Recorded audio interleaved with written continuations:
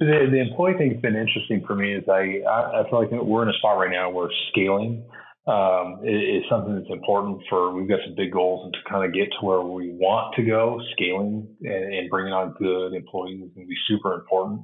It's tough though, because I would say we're still like a smaller business, and so capital is usually the biggest constraint with bringing on new employees. But at the same time, like I feel like it's like we almost have to force ourselves to hire ahead because we're not going to be able to grow to have the extra capital unless we have the employees to kind of help with that. You're asking yourself, why am I doing this? Smart people would know how to use all these different tools. They start with something small. You'll never get your entire organization if you don't pull off operations. Don't give up. It can be as small as that. I think you guys are going to have a blast today.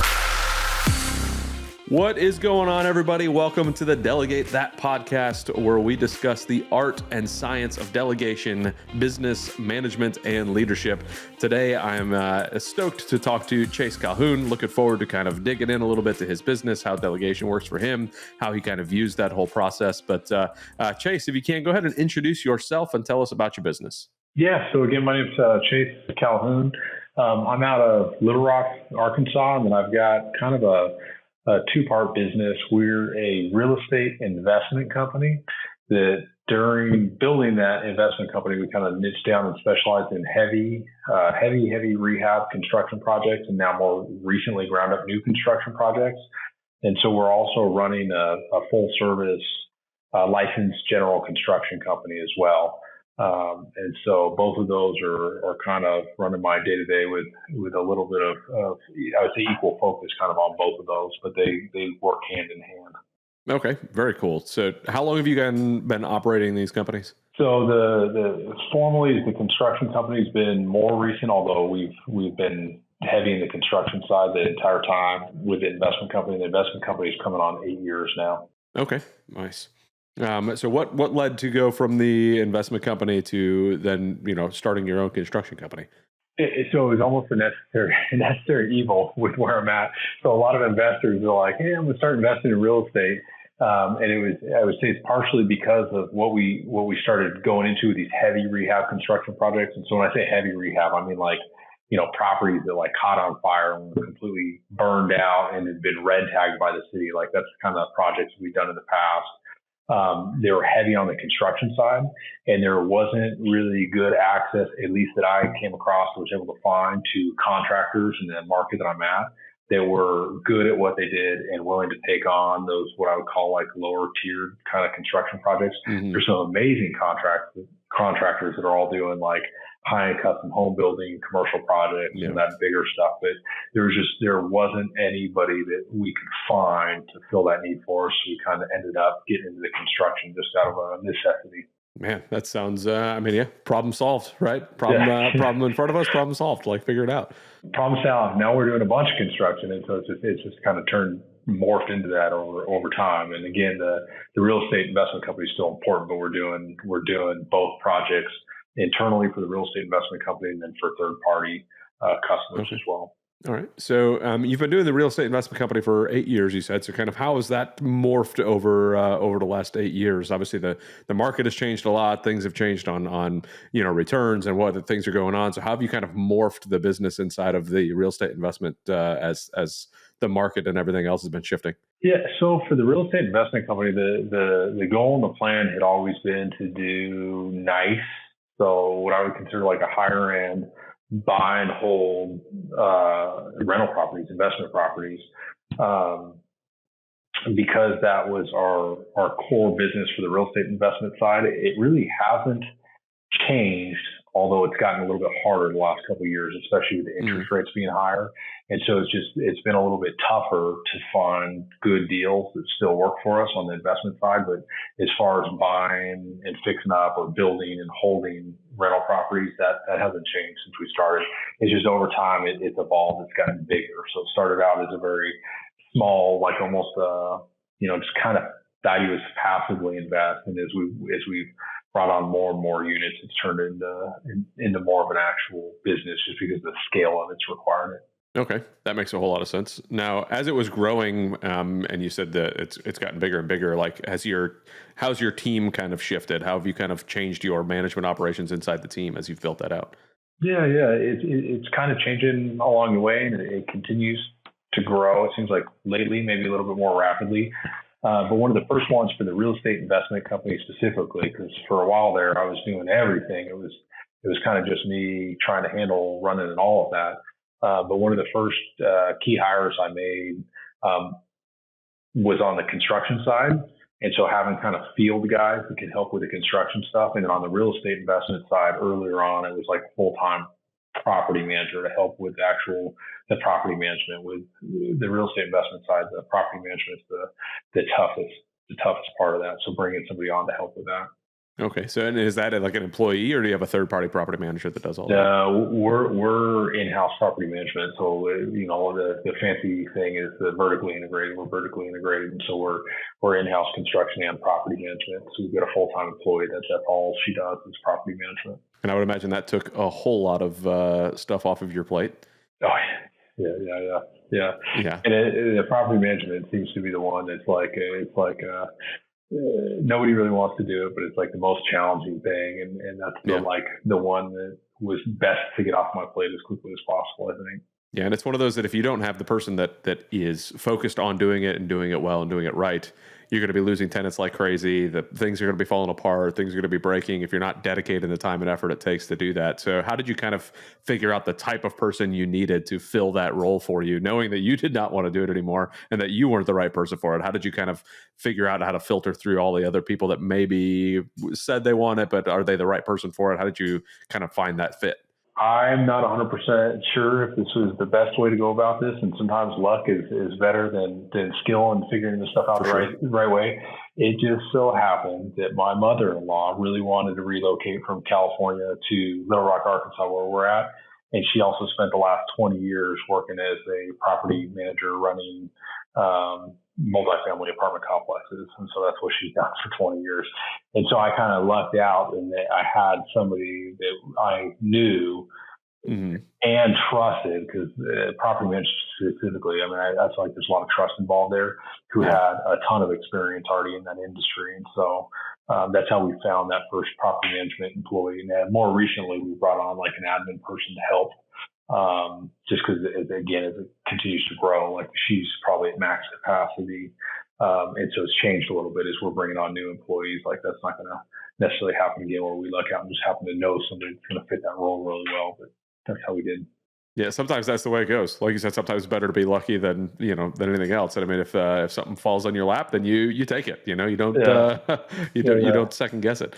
But how about this next employee? You mentioned bringing on an admin employee. How does that process look for you? How have you been kind of deciding when you needed to bring in a new employee? So the employee thing's been interesting for me. Is I feel like we're in a spot right now where scaling is something that's important we've got some big goals, and to kind of get to where we want to go. Scaling and bringing on good employees is going to be super important. It's tough though, because I would say we're still like a smaller business. And so capital is usually the biggest constraint with bringing on new employees. But at the same time, like I feel like it's like we almost have to force ourselves to hire ahead because we're not going to be able to grow to have the extra capital unless we have the employees to kind of help with that. So she's making the decision. And in the past, it's been like with the admin thing, it was like everybody that was working or dealing with admin stuff still was just at max capacity. And it's like we couldn't, I was still taking the brunt of a lot of that. And so I've got a director of operations, and he was handling a lot of it. And so just realizing that we need it and then making the investment to bring on an employee to kind of take that load off of our plates has been super important, super helpful. But it's kind of like, I hate to say it, but it's like almost like a when we can afford it type thing. That's when we make the decision to bring on the next person. I think it was the last episode with Dave Aheimer, and I was chatting with him, and he was talking about how, when you're kind of creating a business and you're building a business, you're doing everything you can to make enough income to be able to pay for at least 1 week of that person to come in, and then they can come in and start earning that paycheck that pays for more than what you're paying them, right? Or at least break even on what you're paying them. And it's so hard to kind of mathematically figure that out as you're building the business on, okay, well, where do I sacrifice my own time to be able to build this, to be able to bring them in? And it just, man, oh man, it just could be an exhausting time. But the admin stuff, if you're not the right person for it, you don't want a non-admin person doing admin stuff because it could be really ugly very quickly. Yeah. Yeah. Yeah. No, absolutely. So the construction company, right? You started developing that and kind of building that out based off of necessity. So what has that started to look like now that you've been kind of building that out? Yeah, so we've played with a construction company like a couple different ways, and it's evolved over time. And so it started earlier on. It started out again with just kind of me running it. It was mainly like 99% of what the construction company was doing was our internal real estate investment projects, and then like is needed, we may take on some additional projects for other customers. So and honestly, a lot of it was out of state, like real estate investors that kind of wanted to do the same thing we were doing, maybe just not as such big projects. And so we would, help them find a property, and then we'd run the remodel construction projects for them. It's kind of gone back and forth a couple times. Like early on, the construction company had multiple like field level employees that would do a lot of the field level kind of construction work. But that was super management intensive as far as we could get the construction work done cheaper, but it was very management intensive trying to manage those field level employees. We've kind of shifted, and I've gone back and forth with this, but as of right now, most of the actual construction we're doing is subcontracted out. So we've got subcontractors that are doing the actual field work, and then we're managing the projects and the subcontractors. So it's more, we've still got one field guy, but I've got a director of operations and an assistant project manager, or a part-time assistant project manager. And so we're really managing the construction projects through other vendors, through subcontractors. How do you kind of manage all of this yourself, like looking at it from the leadership level? What sort of tools do you guys have implemented into the company to make sure that you're able to track the construction on your own stuff, track third-party construction stuff, and track like what you have going on your real estate like holdings? How do you make sure that you're managing all of that together mentally for yourself? It's been an ongoing process of trying to figure it out. I talk to guys that are way farther along, and it seems like sometimes they're still trying to figure it out. So it is where we stand today. We've converted, like we've kind of tried to clean everything up because there was a lot of crossover before. The construction companies treated completely separate now. So even when we're doing stuff internally, the real estate investment company is really hiring the construction company to do the project. We're doing it at a reduced fee, but we're still charging a fee to go towards overhead. But they're basically, as of this year, and this is just recently, completely separated.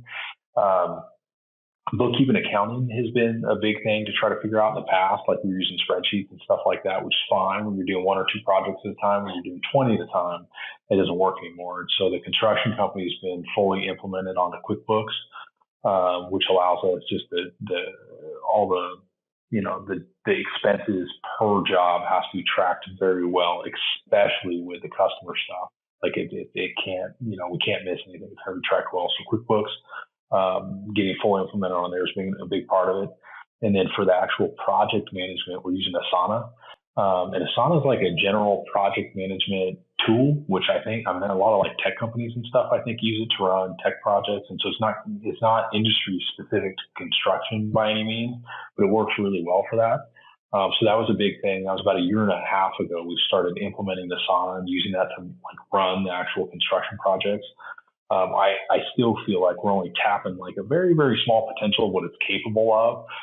So we're in the process, we're using it to manage all the projects. We're actually in the process of bringing in like the consultant or somebody that's an expert at Asana to help build out just some better processes and then make sure that we're using all the capabilities of it for what we're doing. For sure. Yeah, I think that bringing in somebody off of whether it's Fiverr or whether you get yourself a virtual assistant to kind of manage your Asana projects and all that is a game changer for folks once you get somebody to just kind of manage all of that. Even building it out, like hire somebody from Fiverr, have them build out like what you actually want for it to look like, and then bring in a virtual assistant to actually manage the movement of all of that. Like, oof. That's exactly what we're doing. So we literally last week posted to Upwork, and we got 3 interviews on Friday on Upwork, and it's like 2 people that are like super, like just over the top well qualified to do that. And I have a feeling they'll be able to come in. It's like we don't even know what we don't know about what it's capable of doing. And so they'll be able to help us like, hey, this is what you guys are missing out on. Build it out for us. And then they'll be there to kind of help us maintain it as needed down the road. Okay, so you're going to try to keep them on as a potential subcontractor on case by case basis, or? Yeah. And I think it'll just be like a lot of the new construction projects we're doing right now, they'll be able to template that out, I think. And once we have that good template, we'll be able to just reuse it. But it'd be more like if something unique comes up, or like, hey, we don't like the dashboard, could you make these changes? So the hope is just that they can be ongoing resource if we need them. Not like my attorney. Like we've got an attorney that we use as a general law attorney, and we'll send him stuff all the time. We don't need an attorney like, on payroll, but it's nice having access to them when we need them and just pay them on a billable rate when needed. So we'll probably try to structure it the same way with that person, the expert in Asana. That makes a lot of sense. Are you going to try to create, or I should say already, do you have SOPs that you've already created for some of the stuff you already have going on for people to be able to follow? And then are you going to do the same thing with like Asana for if you do bring on an assistant to be able to manage your Asana stuff? How do you guys work making sure that everything step by step is getting done? Yeah, absolutely. So we do have some SOPs for both of the companies. They're not we don't have as many of them and as detailed, I guess, as we probably should. It's like some of the really key tasks where it's been something that's been super reoccurring. We've taken the time to kind of write that out. Definitely with the construction stuff, that's something that we'll be working on probably in the future. And honestly, it'll probably be something similar to the Asana deal where we'll probably try to find somebody, because like I can sit down, me and ChatGPT can sit down and come up with an SOP relatively easy, but it's not something that I love doing. So that's probably something that if we really want to detail out like the whole new construction process with SOPs and checklists, like that'd be super valuable. But none of the people that are working, in the company right now would probably be the best fit for that. So we'll probably try to bring somebody in to handle that for us. We got a little bit of it, but not as much as we probably should. Yeah, there's been some tools that I've seen some folks use to help with the SOPs, and I'm drawing a blank on my name, but on the name of them. Some of them like do some screen recordings for you as you're doing it. You could do Loom and things like that to help other people understand what it is. But then taking that Loom and turning it into a written SOP with screenshots and all that, it's like the next level of making sure that it's all getting done. So that's a difficult process, but it's an important one for sure. Yeah, so absolutely. what do you think your next hire is going to be, besides obviously creating, or besides what we just talked about? What do you think your next full-time hire is going to be for you? So our next full-time hire is probably going to be either a project manager or an assistant project manager. So we've got we're at the point right now with the construction projects where we're about maxed out. My director of operations got a strong construction background. He's amazing at running construction projects, but that's not necessarily something he can be spending all of his time doing or the best use of his time. And so bringing somebody on that can really start to take over and manage a bunch of those, especially on the new construction side. And so just trying to figure out if we're going to bring on a more experienced project manager, try to bring them on at somebody on an assistant project manager level and kind of teach them the way that we're doing it. And then maybe they can morph into a full project manager where they're handling those start to finish without as much oversight. But that'll be the next hire likely. So as you were kind of building all this out yourself and doing all of these jobs, how did you kind of decide, because at some point you decided you needed a director of operations, but you were doing that before. Like, when did you decide, and how did you decide what to give up of yours and what not to give up of yours? So that kind of started early on, and I think it was out of a necessity. So like early on when I was first doing this, it's like the first project I ever did, like I was like doing half the project myself, right? Like I was doing the work and I was bringing people in to like kind of help me do the work. And as that started to progress a little bit, I was still trying to do deals and manage renovation projects and stuff like that. But there came a point in time where I was still working I was working a full-time regular W-2 job that was requiring me to be on the road a lot. And I was trying to manage rehab projects, from the car while I was driving around stuff. And it was just, there was a point where I realized I wasn't going to be able to continue to grow if I didn't get some help. And so like that first hire that I made was actually like a field type full-time construction guy. And the way I kind of justified it to myself is like, hey, some of the stuff that I'm paying subcontractors to do right now, I can replace with this hourly type employee. But if he can take some stuff off my plate, like this is about delegation, right? This is like the first time that I made that clear choice to really start to delegate some stuff. If I can pay him to go to Home Depot, even if he wastes a bunch of time at Home Depot. So like maybe I could get in and out of there in 45 minutes or an hour and get the same thing done in 45 minutes, an hour. Maybe he's going to waste 2 hours to run to Home Depot and dilly-dally around and get what's needed. But if he can just take that completely off my plate, so I'm not running all over town trying to pick up materials and pick up this and this thing's missing, it would be super helpful. So that was way back when. That was the first hire I made, was a field level guy who was doing work on the projects himself, which was kind of helping and saving a little bit of money.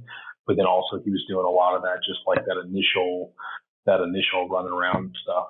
We kind of joke about it now, like my wife and I, 'cause it's like we used to spend like all of our spare time was at like Home Depot or Lowe's. Picking when you're doing a remodel project, it's like always something needed or something's missing or whatever. And it's weird now. Like the last time I was at a hardware store is when I bought like our Christmas tree for the year, and just like I just don't go anymore. And like we spend a ton of money in all these suppliers and stuff, but it's like and if it weren't for that like first hire and kind of get that task of just, hey, you're going to do the stuff that you can, like painting and repairs and whatever else, but you're also going to do all that running around and picking up materials and that kind of more like go for work. Like that was a big first step for me. And then obviously that's evolved quite a bit since then. Of course. Yeah. And it's one of those that you have to realize what you are best suited for. And then chasing it down. And too many people, I think, work in their business and they don't realize, like, let me sit down and figure out what is it that only I can do in this business, or what is it that I shouldn't be doing in this business, right? And running to Home Depot while you should be working on a project and understanding, the bigger picture of that project. Yeah, you should probably get rid of that, and that was a wise move on your part. And I was explaining this to somebody recently that they brought me on to kind of consult on how to scale their company. So I was chatting with them about hiring a VA, and they were like, well, I don't know anything about that. And I said, well, this is what you could do. And they're, well, how do you know that they're, actually using all 8 hours a day that they're supposed to be? And I said, let's say, just the same thing you said, let's say they're only doing 6, but I'm paying them for 8. Okay, I'm paying them for 8 hours and getting 6 hours of work that I don't have to do anymore. So does it really matter? Like, I mean, yes, we want efficiency. We want to make sure people are doing what they're supposed to be doing. But in the grand scheme of things, your time is worth way more than what you are paying that person to go do some of these things for. So, you have to delineate the growth and working on the business instead of in the business. So, that's a phenomenal way to separate that out.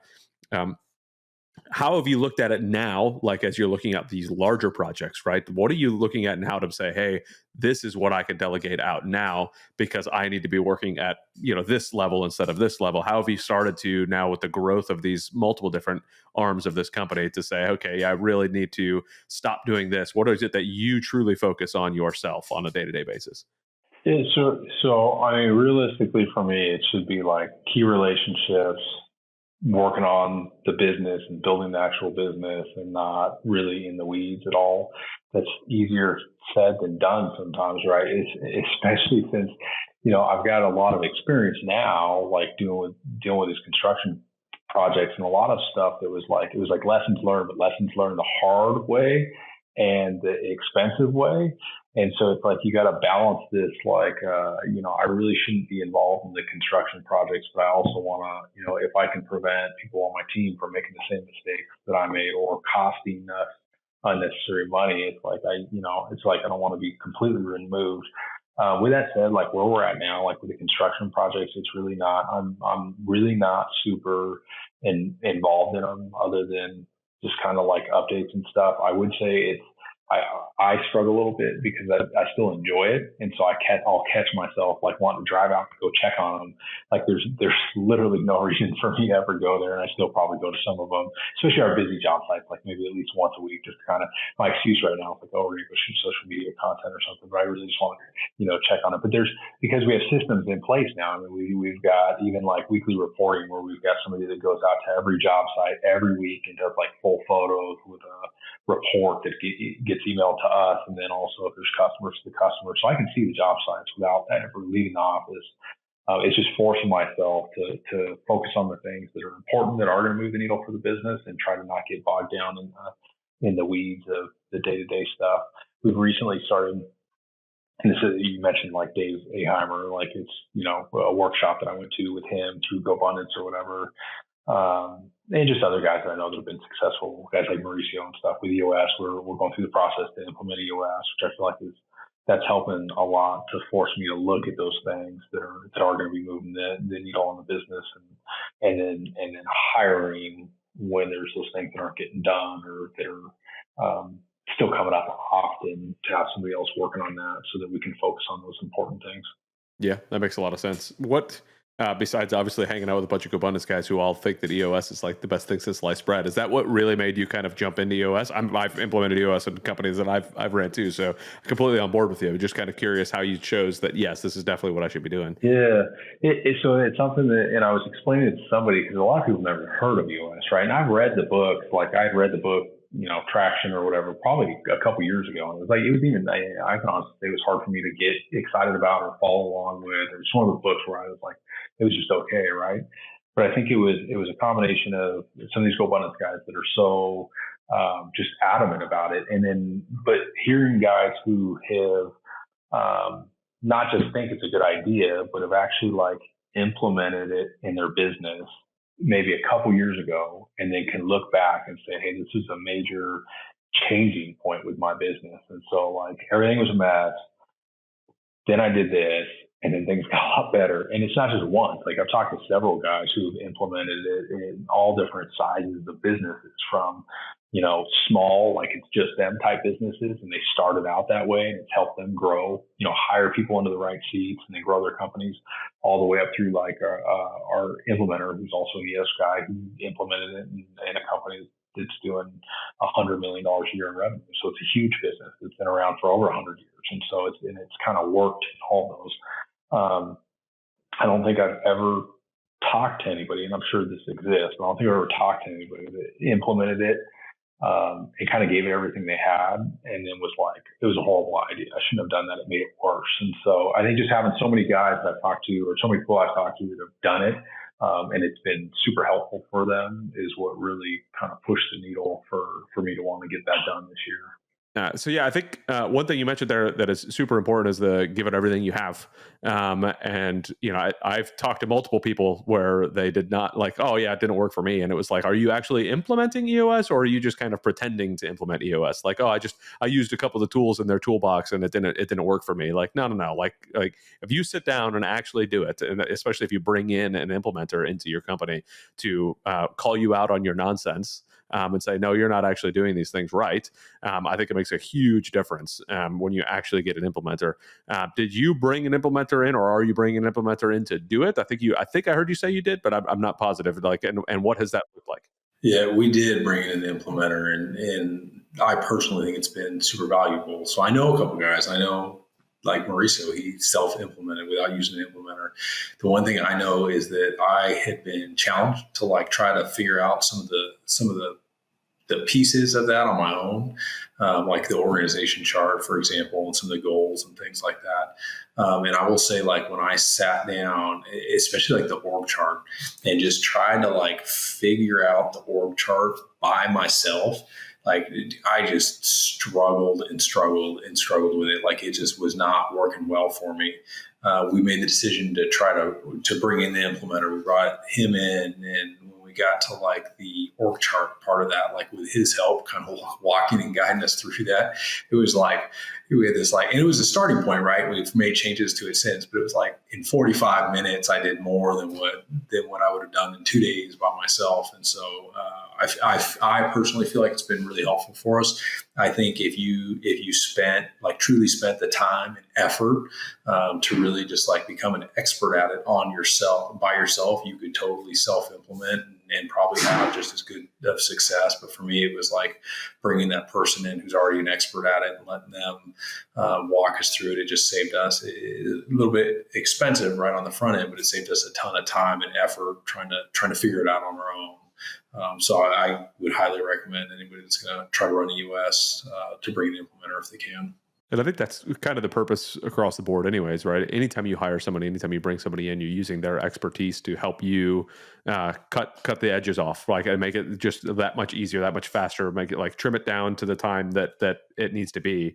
So if that time is valuable, and if that mental energy is valuable, and again, if you're doing your job on your business, then you will be doing the stuff that only you can do. And that's not implementing EOS. Let somebody who implements EOS implement EOS. Sure, you could probably pull it off and spend the time to do it, just like you did at the beginning of a company, like building the whole company. You can do all the jobs, sure. But that doesn't mean it's the best, highest and best use of your time or money, right?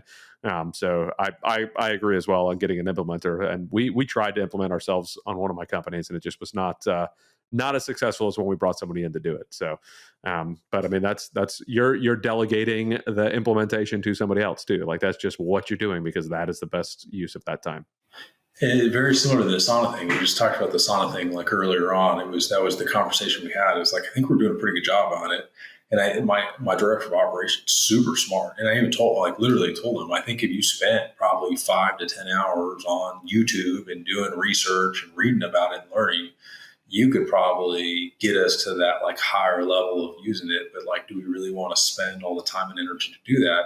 Or do we bring somebody that's an expert who would be, it's just going to be like, it'll be super simple for them. Like they'll be able to look at what we're doing and be like, this is the best way for you guys to utilize it. It'll take me an hour or two to build it out for you. And then here's how you maintain it moving forward. So I think whenever you can do that and it makes sense financially, it's definitely worth doing. For sure. I completely agree with that. That's just part of the process. You have to be wise with how you're spending your time, your money, your efforts, everything. All of that needs to be, you need to be well aware of how all of that is working inside of your business. Well, Chase, it has been really awesome to kind of chat with you about all of this. You've grown what seems to be a pretty awesome business and, continuing to grow. I look forward to hearing further down the road how things have been going. If people are listening to this and say, man, I really want to reach out to Chase, but I've got some projects that I'd like to get looked at out in Arkansas, or maybe they just they're interested in the investing side of the house, whatever it is. What's the best way for folks to get a hold of you? Yeah, like Instagram, it's chasecalhoun.realestate. And so that'd be an easy one. And then or email. So it'd be the same thing, chasecalhoun.realestate@gmail.com. This would be a great way to reach out to me. Very good. Well, Chase, again, I really appreciate you jumping on, talking a lot about how you've grown your business, how you're delegating your tasks and growing to make sure that you are building for the future. Everybody listening, please reach out to Chase if there's anything he can do to help you. Please like, subscribe, comment below. Let us know what your favorite part of the show was. What tips did you learn? What things are you going to take away from this? We'd love to hear you kind of interact with us. So thank you, everybody, for listening. Thank you again, Chase, and we will see everybody on the next show. Thanks again.